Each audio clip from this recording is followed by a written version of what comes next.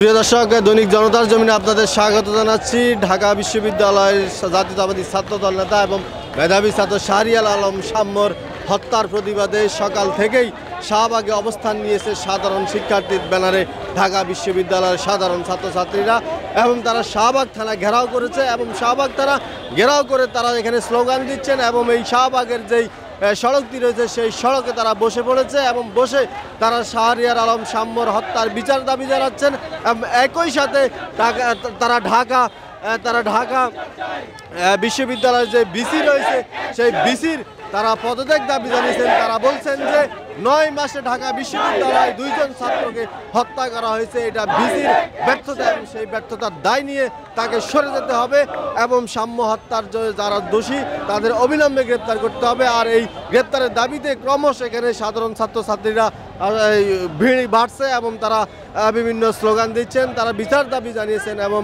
তারা যে কোনো মূল্যে তারা এর বিচার আদায় করে নেবেন এবং এই ছাড়া তারা এই রাজপথ ছাড়বে না বলে তারা আমাদেরকে বা গণমাধ্যমকে জানিয়েছেন।